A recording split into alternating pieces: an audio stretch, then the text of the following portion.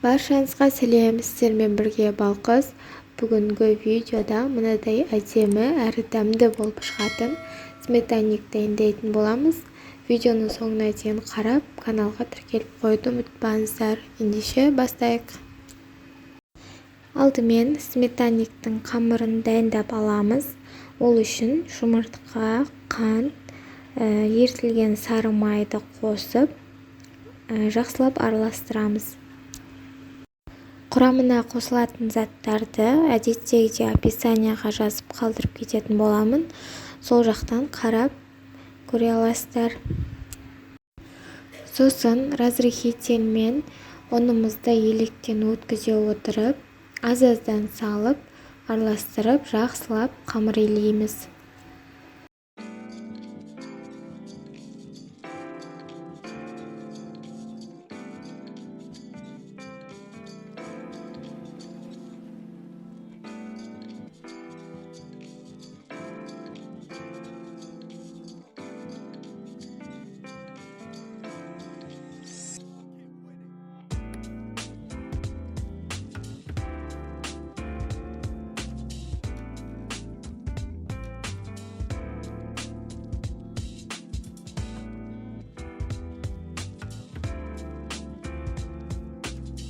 Енді сметанниктің салмасын дайындаймыз.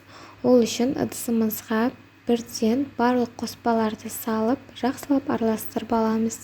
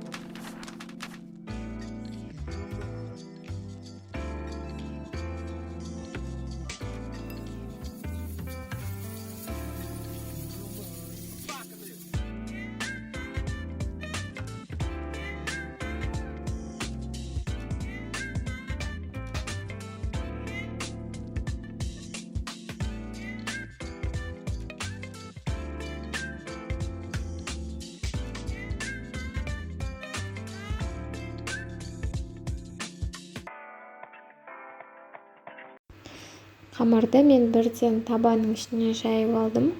Сіздер бірінші оқтаумен столда жайып, сосын барып табаға салсаңыздар болады. Өздеріңіздің ыңғайларыңызға қарай жасасаңыздар болады. Жиектерін осылай әдемі етіп узор жасасаңыздар болады. Ал астын міндетті түрде осылай тесіп шығамыз, әйтпесе қатты көтеріліп кетуі мүмкін.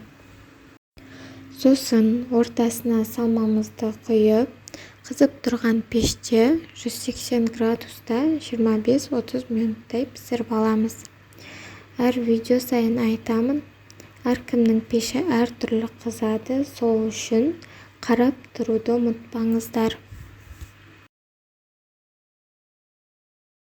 Мінекей біздің сметаннигіміз әп-әдемі болып пісіп шықты.